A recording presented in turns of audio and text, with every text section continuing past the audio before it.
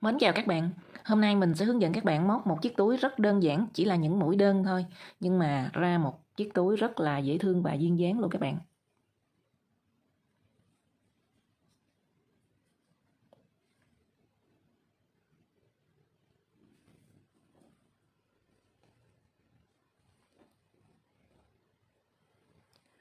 Ba chiếc túi là có cùng số mũi và cùng sử dụng sợi macrame 3mm, nhưng túi màu xanh ở giữa này mình sử dụng kim móc 5.5 nên nó hơi nhỏ hơn so với hai túi hai bên là túi màu hồng và túi màu xanh ô liu này các bạn.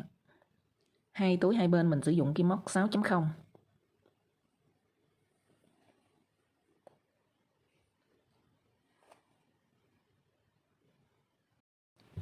Để móc chiếc túi này thì các bạn cần chuẩn bị một cuộn sợi macrame. Cuộn 500g thì các bạn sẽ móc được 2 túi ha. Mình sử dụng kim móc 5.5 hoặc là 6.0 cũng được nha các bạn. Các bạn chuẩn bị quẹt ga, kéo, một cái mác trang trí và một ít kim đánh dấu. Mình tiến hành thao tác nha các bạn. Trước tiên các bạn tạo vòng tròn mã thuật, sau đó các bạn sẽ gầy lên 17 bính. Mình tạo vòng tròn mã thuật như thế này các bạn. Các bạn để cái đầu sợi chỉ nằm ở phía dưới nè. Rồi. Mình lòn kim vào khoảng trống này kéo lên. Là chúng ta đã tạo vòng tròn mã thuật rồi đó. Các bạn lên 17 bính. 1 2 3 4 5 6 7 8 9 10 11 12 13 14 15 16 17. Rồi, được 17 bính. Bây giờ các bạn lên một bính. Mình sẽ đi ở hai đầu này nè, mỗi một đầu là chúng ta đi 4 mũi đơn chung chân. Bây giờ mình đi trước 2 mũi nha các bạn. Sau khi lên một bính rồi các bạn quay lại đâm kim vào bính số 17 nè. Các bạn đi 2 mũi đơn trước đi. Một mũi đơn nè. 2 mũi đơn. Sau đó các bạn dùng kim đánh dấu ở mũi thứ hai. Rồi chúng ta đi 15 mũi đơn ở khoảng giữa này. Đến cuối hàng mình lại đi 4 mũi đơn chung chân. Bây giờ các bạn sẽ đi 15 mũi đơn nè. Mỗi mũi một chân. 1 2 3 4 5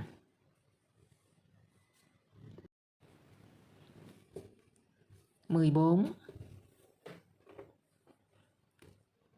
15. Rồi các bạn sẽ đi 4 mũi đơn chung chân vào mũi cuối cùng này. 1 2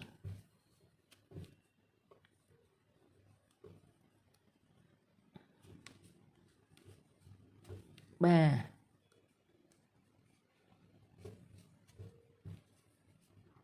4. Rồi các bạn sẽ đánh dấu 4 mũi đơn ở cuối hàng này. 4 mũi này là mình tăng đó các bạn. Rồi chúng ta sẽ đi ngược lại nè. 15 mũi đơn một hàng. Đến cuối hàng chúng ta lại đi thêm 2 mũi đơn chung chân vào cái chân mũi đầu tiên chúng ta đi. Rồi bây giờ mình sẽ đi 15 mũi đơn.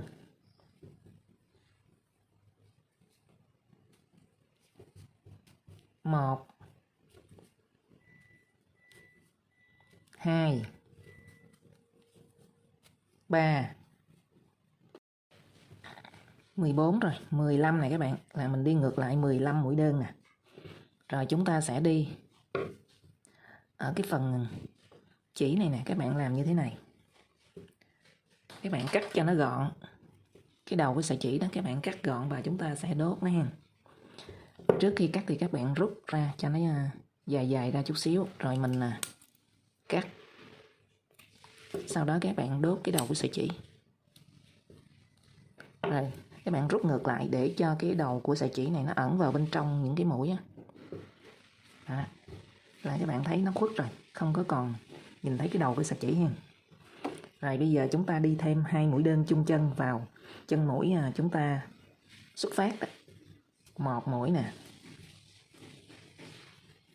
Mũi thứ hai. Rồi các bạn sẽ đâm kim vào chân mũi đầu tiên á, các bạn kéo chỉ trượt qua. Rồi mình đánh dấu 2 mũi cuối cùng chúng ta đi chung chân nè, là ở phần đầu, hai đầu này nè. Ý, rớt cái kim đánh dấu rồi. Ở phần đầu 4 mũi nè, các bạn sẽ tăng lên vòng 2, mình sẽ đi mũi V, tức là 2 mũi đơn chung chân ở hai đầu này các bạn. Bây giờ là hai đầu, mỗi đầu 4 mũi rồi. Bây giờ mình sẽ đi vòng 2 thì ở hai đầu này các bạn tăng lên thành 8 mũi.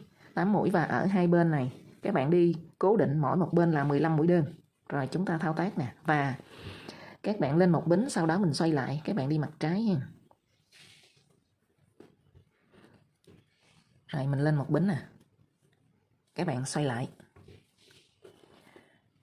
Rồi ở phần này thì các bạn thấy nè, khi các bạn lên một bính mình xoay lại thì ở đây có 3 chân mũi, 1, 2, 3 nè, và chân mũi bên đây nó thành 4 nè. Bây giờ chúng ta sẽ đi 2 mũi đơn chung chân. Mình đang lên vòng 2 đó các bạn. Một mũi nè, mũi thứ hai nè. Rồi tiếp tục mũi thứ nhất nè, mũi thứ hai các bạn, mình đi mũi V thứ hai. Rồi là thành 4 mũi rồi. Ngay vị trí kim đánh dấu này các bạn đi 2 mũi nữa, 2 mũi đơn chung chân. Một mũi, 2 mũi. Rồi các bạn đánh dấu trở lại. Là khi các bạn quay lại mình đi mặt trái thì chúng ta đi 3 mũi V là thành 6 mũi rồi. Đến cuối hàng chúng ta đi 2 mũi V nữa, xem như phần đầu mình có 8 mũi. Rồi bây giờ các bạn sẽ đi 15 mũi đơn một hàng. 1 nè, 2 nè, mỗi mũi một chân nha các bạn. 3 nè. Rồi các bạn đi đến kim đánh dấu, chúng ta gặp nhau ha. Rồi các bạn đi một hàng 15 mũi đơn. Chúng ta đang ở vòng 2 nha các bạn. Rồi mình gỡ kim đánh dấu ra. Ở 4 mũi này mình đi mũi V, 2 mũi đơn chung chân gọi là mũi V. Một mũi nè, mũi thứ hai là mũi V đầu tiên. Các bạn đánh dấu trở lại. Chúng ta đánh dấu ở mũi đầu tiên nè, rồi mũi thứ hai nè là 2 mũi chung chân, là thành một mũi V. Bây giờ các bạn sẽ đi một mũi V thứ hai. Một mũi, 2 mũi đơn chung chân. Mũi V thứ ba.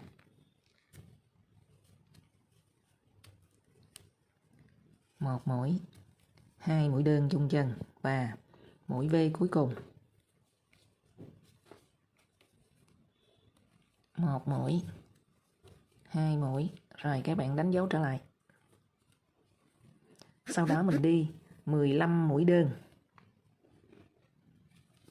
Một hàng 15 mũi đơn. 1, 2, 3.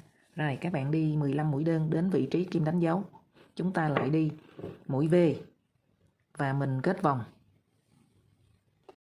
Đến cuối vòng 2 còn một mũi V nè các bạn gỡ kim đánh dấu ra. Mình đi 2 mũi đơn chung chân. Rồi các bạn sẽ kết vòng nè, mình đâm kim qua chân mũi đầu tiên. Các bạn kéo chỉ trượt lên.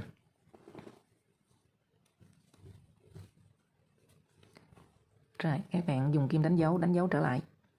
Ở cái vị trí các bạn vừa tăng mũi 2 mũi đơn chung chân thì các bạn đánh dấu vào mũi đầu tiên nè. Rồi bây giờ các bạn lên một bính, mình lên vòng 3. Các bạn xoay lại mặt trái nè.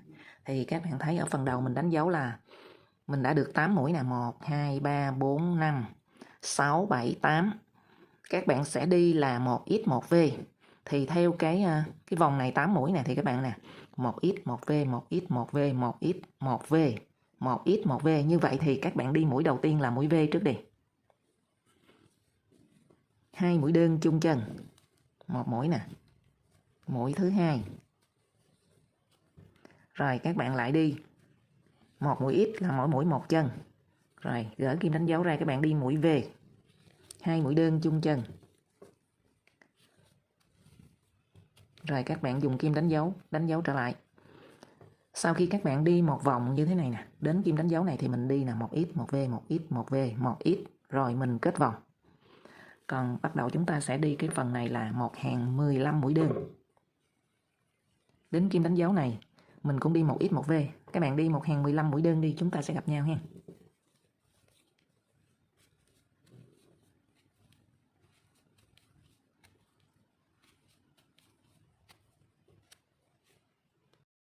Rồi mình đang ở vòng 3 nha các bạn.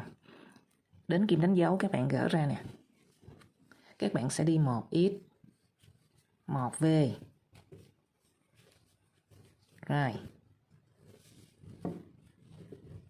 Đến hàng thứ 3 này thì mình lên phần thân rồi. Các bạn cũng không còn đánh dấu lại nữa. Các bạn bỏ kim đánh dấu ra luôn đi. 1x, 1v rồi. Tiếp tục lặp lại. 1x, 1v. 2 mũi đơn chung chân gọi là mũi V đó các bạn. Rồi. 1x, 1v.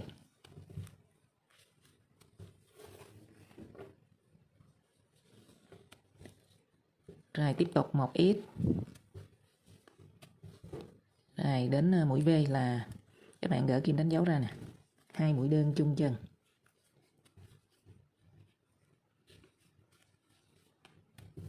Rồi sau đó các bạn sẽ đi một hàng 15 mũi đơn. Đến kim đánh dấu này chúng ta gặp nhau hen. Rồi bây giờ đến kim đánh dấu nè, các bạn gỡ ra. Mình đi 1x nè, 1v nè, 2 mũi đơn chung chân. Rồi tiếp tục lặp lại 1x, 1v. Tiếp tục 1x. Rồi là đến mũi V chúng ta bắt đầu xuất phát là các bạn đi mũi V nè. Bây giờ mình sẽ kết vòng. Các bạn đâm kim qua, kéo chỉ lên, trượt qua luôn. Là mình vừa kết thúc vòng 3. Xem như phần đáy túi đã xong nha các bạn. Bây giờ mình sẽ lên phần thân. Ở phần thân bắt đầu hàng thứ 4 này các bạn lên một bính nè, xoay lại. Các bạn sẽ đi đâm kim vào một sợi thôi. Lý do là mình đi như vậy để cái phần đế túi và cho nó đứng dáng á. Ví dụ như đây nè các bạn. Đây. Các bạn đâm kim vào một sợi nên cái phần đế túi này nè nó đứng dáng lắm. Các bạn dựng lên là nó đứng dáng như thế này. Rồi bây giờ chúng ta thao tác nha. Như vậy thì tổng số mũi xung quanh chân đế là các bạn có hai bên, mỗi một bên là 15 mũi. Và ở hai đầu, mỗi một đầu là 12 mũi. 12 và 12 là 24, 24 với lại 30 là các bạn có 54 chân mũi hen. Tổng số xung quanh chân đế khi các bạn đi hàng thứ 3 xong thì chúng ta có 54 mũi xung quanh. Rồi, bây giờ chúng ta lên vòng 5. Xin lỗi các bạn, vòng 4 chứ. Vòng 4 thì chúng ta sẽ đi 54 mũi. Không tăng mà các bạn đâm kim vào một sợi thôi.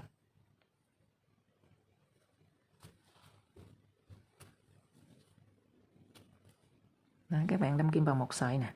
Các bạn đâm kim vào cạnh trong thôi, còn cạnh ngoài chúng ta chừa lại.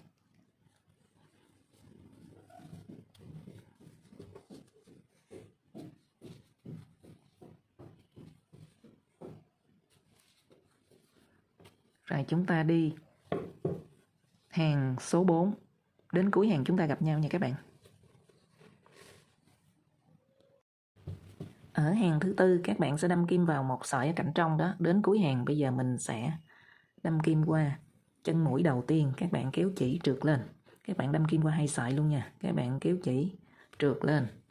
Sau đó lên một bính. Mình đi hàng thứ 5. Chỉ có ở hàng thứ 4 là các bạn đâm kim vào một sợi thôi. Bây giờ lên hàng thứ 5 nè. Các bạn đâm kim qua hai sợi luôn. Và chúng ta đi tổng số mũi là 54 mũi. Các bạn cũng không tăng ha. Chúng ta đi đến hàng số 12 luôn. Thì đến cuối hàng số 12 chúng ta sẽ gặp nhau nha các bạn.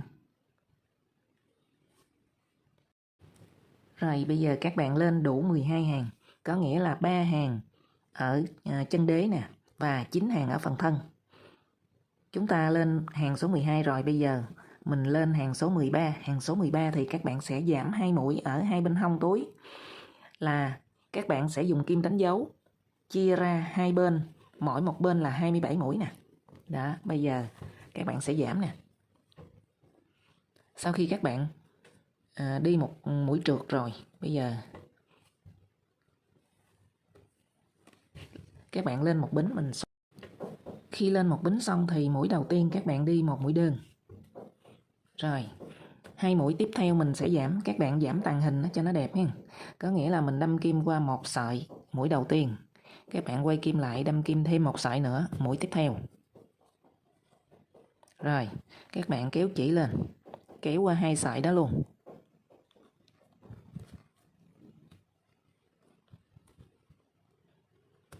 Rồi, các bạn kéo thêm một sợi ở trên nữa, có nghĩa là mình kéo qua 3 sợi luôn. Như vậy là các bạn đã giảm một mũi rồi. Rồi chúng ta đi tiếp, mỗi mũi một chân. Như vậy thì sau khi các bạn đi hàng số 13 này xong, chúng ta còn 52 mũi xung quanh miệng túi nha các bạn. Đến đây là chúng ta lại giảm 2 mũi nữa. Ý giảm một mũi chứ các bạn, 2 mũi mình đi 2 mũi chùm đầu đó. Hoặc là các bạn giảm tàng hình giống như bên đây. Rồi bây giờ mình đi đến kim đánh dấu này đi, chúng ta gặp nhau nha các bạn. Rồi các bạn đến phần kim đánh dấu nè, các bạn gỡ ra mình giảm mũi tiếp. Các bạn đâm kim qua một sợi, rồi hoành kim lại, đâm kim qua một sợi nữa.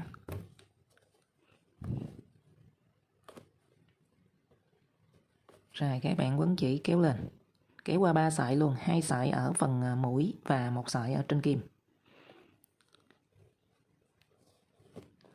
Kéo qua một sợi rồi các bạn, bây giờ mình kéo qua một sợi nữa nè. Và kéo qua một sợi trên kim nữa. Như vậy các bạn đã giảm một mũi rồi. Bây giờ mình đi tiếp tục đến cuối hàng. Các bạn đi mỗi mũi một chân. Ở hàng số 13 này các bạn giảm 2 mũi ở hai bên hông. Rồi các bạn đi xong đến cuối hàng 13. Mình lên hàng 14, 15. Hai hàng là không tăng, không giảm. Các bạn đi tổng số mũi xung quanh miệng túi là 52 mũi nha. Rồi bây giờ các bạn lên một bính nè. Xoay lại, mình đi hàng số 14. Và các bạn lên luôn hàng số 15 nha. Đến cuối hàng số 15 thì mình gặp nhau. Hàng 14 và 15 các bạn nhớ là chỉ còn 52 mũi thôi.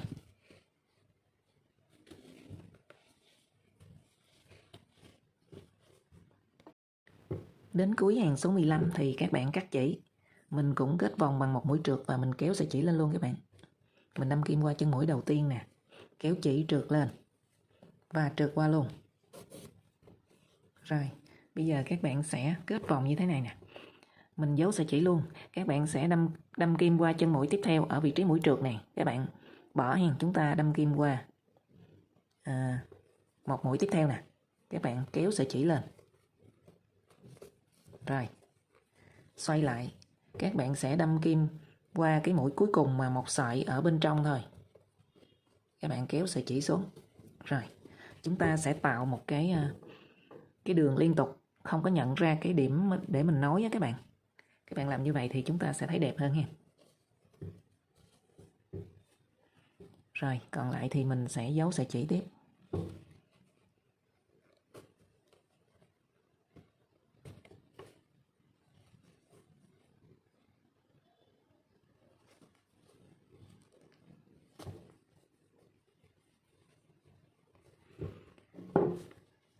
Bây giờ các bạn sẽ chia làm đôi. Mỗi một bên chỉ còn 26 mũi thôi. Các bạn đánh dấu nè. Ở hai bên hông các bạn đánh dấu. Rồi các bạn đếm nè. Ở mũi đánh dấu mình đếm luôn. 1, 2, 3, 4, 5, 6, 7, 8, 9, 10, 11, 12, 13, 14, 15, 16, 17, 18, 19, 20, 21, 22, 23, 24, 25, 26. 26. Rồi các bạn đánh dấu ở mũi số 27 nè. Là xem như từ mỗi một kim đánh dấu màu cam nè, các bạn đếm qua bên đây là mỗi một bên các bạn có 26 mũi. Rồi, sau đó các bạn đếm như thế này. Bắt đầu từ vị trí này đi. Các bạn đếm nè, 1, 2, 3, 4, 5, 6, 7, 8, 9. Các bạn đánh dấu ở đây nè.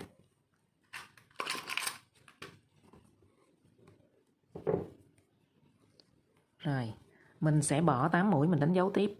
1, 2, 3, 4, 5, 6, 7, 8. Các bạn đánh dấu ở vị trí này.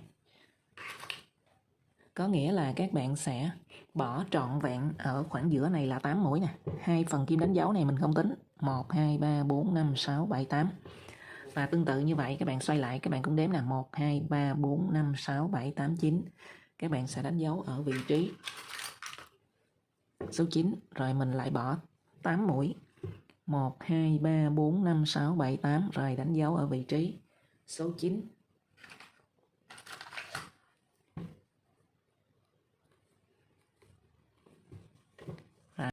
Rồi bây giờ mình sẽ đi cái phần hông túi nè các bạn.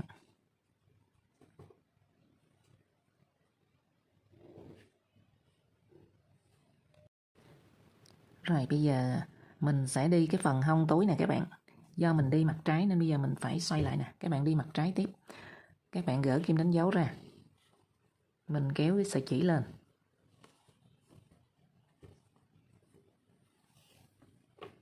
Rồi. Các bạn sẽ đâm kim qua chân mũi tiếp theo nữa. Các bạn quấn chỉ kéo lên nữa. Ở đầu hàng mình giảm mũi và cuối hàng cũng giảm mũi nha các bạn. Và riêng ở cái hàng đầu tiên, cái phần hông túi á, thì mình có giảm ở hàng này một mũi trước đi. Rồi bây giờ các bạn sẽ kéo chỉ qua. Như vậy là mình đã giảm một mũi rồi đó các bạn. Rồi chúng ta đi tiếp tục. Mỗi một bên hông như vậy các bạn sẽ có 18 mũi. Nhưng bây giờ các bạn hàng đầu tiên giảm 3 mũi là sẽ còn 15 mũi ha. Ở đầu hàng giảm một mũi, cuối hàng giảm một mũi và ở giữa cũng giảm một mũi. Rồi các bạn sẽ đi là sau khi mình giảm một mũi rồi, bây giờ các bạn đi 1 2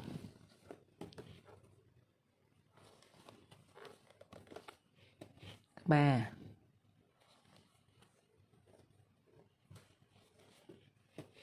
4 5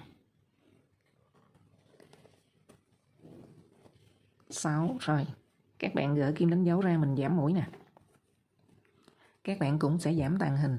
Do phần này là mình đi từ trong ra nên các bạn sẽ đâm kim 2 cái sợi ngoài á. Các bạn đâm kim một sợi nè. Sau đó mình đâm kim thêm một sợi nữa. Rồi các bạn quấn chỉ kéo lên. Là các bạn đã giảm một mũi rồi ha. Bây giờ các bạn đi tiếp tục nè. 2 mũi này các bạn giảm nè. Bây giờ mình đi mũi tiếp theo.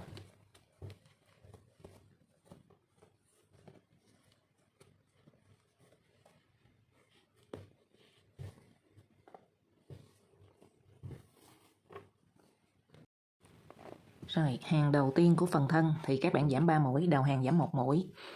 Ở giữa này các bạn giảm mũi tàng hình. Và cuối hàng thì các bạn sẽ giảm bằng cách chúng ta đi 2 mũi chụm đầu. Là sau khi các bạn giảm xong thì hàng này còn lại 15 mũi. Rồi các bạn lên một bính. Mình xoay lại nè. Rồi bây giờ mình lên hàng thứ 2 của phần hông túi nè các bạn. Đầu hàng mình giảm, cuối hàng mình giảm. Ở giữa mình đi bình thường không có giảm nha các bạn. Rồi bên đầu hàng mình giảm nè. Các bạn đâm kim xuống, quấn chỉ kéo lên. Rồi đâm kim, quấn chỉ kéo lên. Trên kim có 3 sợi thì các bạn quấn chỉ kéo hết qua. Rồi chúng ta sẽ đi 11 mũi đơn ở bên trong nè. 1, 2, 3, 4, 5, 6, 7, 8, 9, 10, 11. 2 mũi cuối cùng mình đi chụm đầu nữa là mình giảm ở đầu hàng và cuối hàng. Như vậy sau khi các bạn hoàn thiện vòng 2 của phần hông túi này thì chúng ta sẽ còn 13 mũi nha các bạn.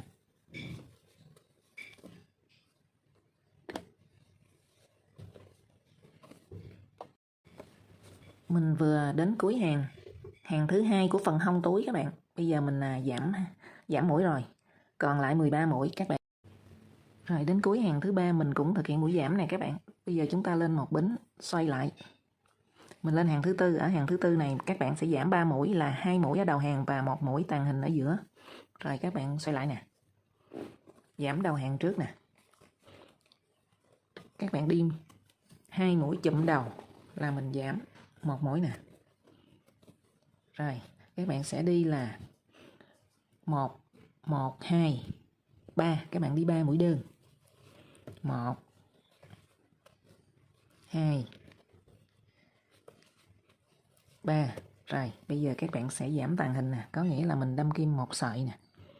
Rồi các bạn quay kim lại đâm kim một sợi nữa.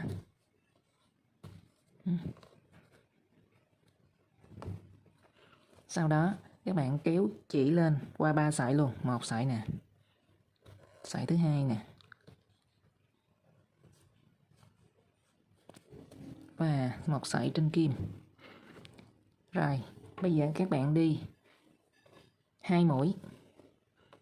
2 mũi đơn, 1 mũi đơn nè. 2 mũi đơn. Rồi các bạn sẽ đi 2 mũi chụm đầu. Lên một bính các bạn xoay lại.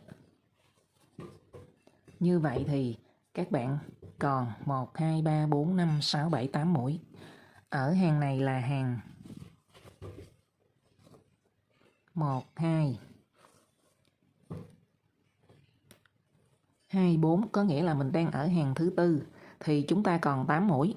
Bây giờ các bạn lên một bính xong xoay lại, mình giảm ở 2 đầu thì các bạn còn 6 mũi. Ở hàng thứ 5 là mình còn 6 mũi nha. Khi thực hiện hàng thứ 5 ở phần hông thì các bạn còn 6 mũi. Bây giờ các bạn lên một bính, xoay lại mình lên hàng thứ 6. Ở hàng thứ 6 thì các bạn sẽ giảm 3 mũi luôn. 2 mũi chụm đầu và 1 mũi tàng hình. Các bạn đi mũi chụm đầu ở hai bên và ở giữa là mũi tàng hình. Đây, các bạn đi mũi chụm đầu trước. Rồi sau đó các bạn sẽ đi mũi tàng hình nè. Các bạn đâm kim một sợi nè. Đâm kim một sợi nữa. Rồi, quấn chỉ kéo qua.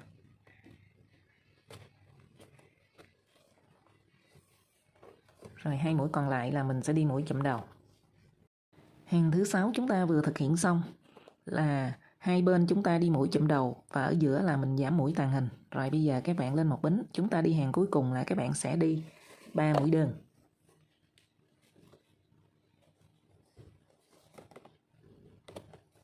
Một, 2,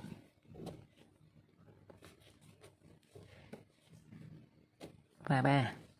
Rồi các bạn cắt chỉ và chúng ta thao tác phần hông còn lại. Chúng ta làm y như vậy nha các bạn. Rồi chúng ta đã hoàn thiện phần túi rồi. Bây giờ mình làm cái phần dây quai mà mình thắt nha các bạn. Trước tiên thì các bạn sẽ đo nè. Các bạn đo 3 sợi, mỗi một sợi dài 45 cm. Đây. Đây 45 cm. Các bạn cắt 3 đoạn như vậy.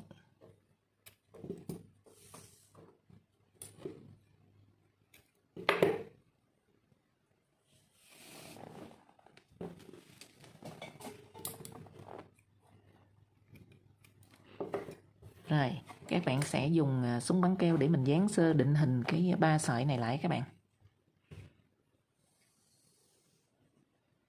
Đó, các bạn định hình cho nó nằm như thế này nè. Mình dùng súng bắn keo mình dán sơ sơ lại thôi.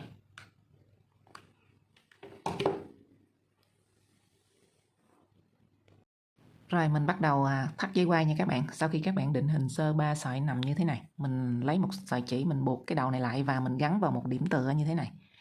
Và chúng ta cắt một sợi dài 3 mét, sau đó sắp đôi lại. Có nghĩa là ở vị trí này các bạn chia ra mỗi một bên là 1,5 mét nha. Rồi, các bạn sẽ để cái đầu chỉ như thế này. Đây. Rồi, các bạn sẽ lòn cái sợi chỉ này lên.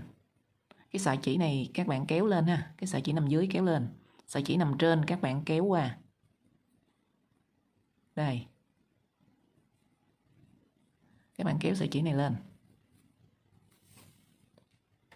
Sau đó mình rút nè. Rồi. Bây giờ các bạn sẽ bắt đầu từ bên trái nè. Ý bên phải chứ các bạn tạo một khoảng trống. Rồi. Các bạn vắt cái sợi chỉ này lên cái sợi chỉ chúng ta vừa vắt qua đó. Rồi lòn qua. Kéo lên cái khoảng trống này.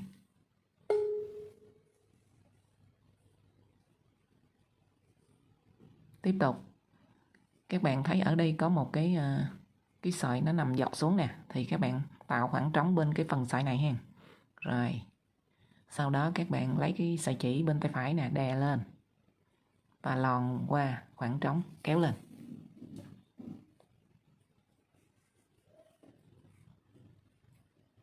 Tiếp tục các bạn thấy có một sợi nằm xuôi xuống nè. Các bạn tạo khoảng trống. Cái sợi nằm bên nào thì chúng ta sẽ tạo khoảng trống bên đó nha các bạn. Đó. Rồi. Sau đó các bạn lấy cái sợi chỉ bên trái này, các bạn vắt chồng lên cái sợi chỉ chúng ta vừa đưa qua nè. Và lòn xuống 3 cái sợi dọc kéo lên.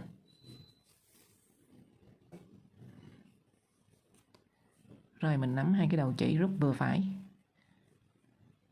Tiếp tục các bạn thấy cái sợi nằm dọc nè. Đó. Các bạn tạo khoảng trống. Rồi. Nắm cái sợi chỉ bên phải đè lên. lòn qua 3 sợi, kéo lên cái khoảng trống đó, rút sợi chỉ và các bạn nắm 2 sợi rút lại. Rồi các bạn lại thấy cái sợi nằm dọc xuống, nó nằm bên tay phải nè. Cái sợi nó nằm như thế này thì chúng ta sẽ tạo khoảng trống bên đó nha các bạn. Đó. Rồi, lấy cái sợi chỉ bên trái nè vắt lên và lòn xuống dưới, lòn xuống 3 cái sợi, kéo lên khoảng trống chúng ta vừa tạo. Rồi, bây giờ cái sợi nằm dọc xuống nó nằm bên trái nè thì mình tạo cái khoảng trống bên đó. Chồng cái sợi chỉ bên phải lên và lòn qua 3 sợi, kéo lên. Rồi chúng ta cứ thao tác y như vậy. Cái sợi nằm dọc xuống nó nằm bên nào thì mình tạo khoảng trống bên đó. Rồi lấy cái sợi chỉ đè lên, lòn xuống 3 sợi, kéo lên khoảng trống đó.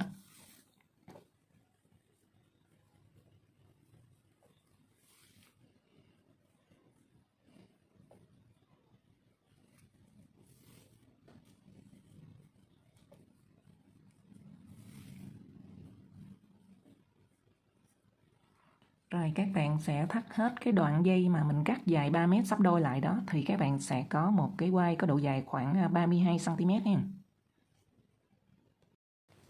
Rồi khi các bạn thắt xong dây quai thì chúng ta sẽ có độ dài khoảng 32 cm nha. Bây giờ mình sẽ kết vào phần túi nha các bạn. Trên cái phần hông túi có 3 mũi nè, các bạn sẽ lòn 3 sợi kéo qua.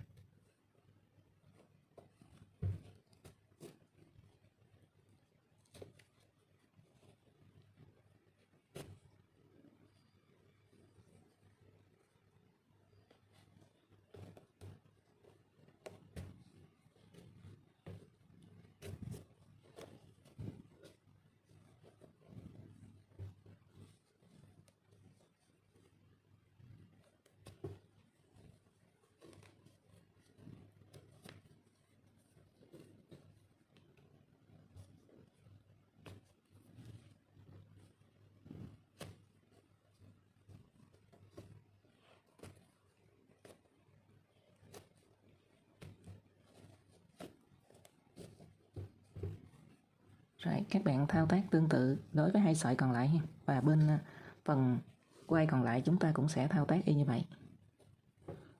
Các bạn lòn 2 sợi này, bên cái phần còn lại có tới 5 sợi thì các bạn sẽ lòn 2 sợi ở hai bên đây.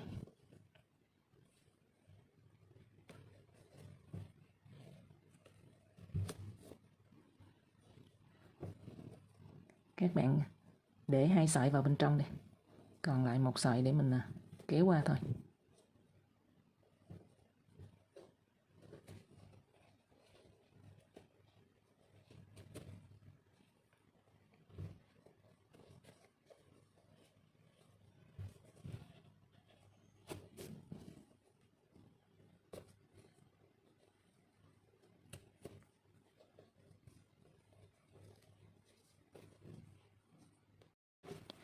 Xong rồi các bạn, bây giờ mình gắn một cái mác trang trí vào nữa.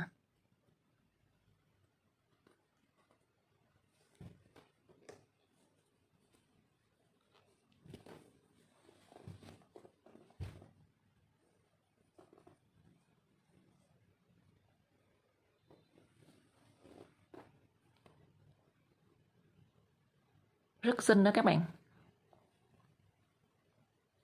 Các bạn hãy nhanh tay chọn màu chỉ mà mình yêu thích để thao tác một em túi bổ sung vào bộ sưu tập túi của mình nhé. Mình chúc các bạn móc thành công. Cảm ơn các bạn đã xem video.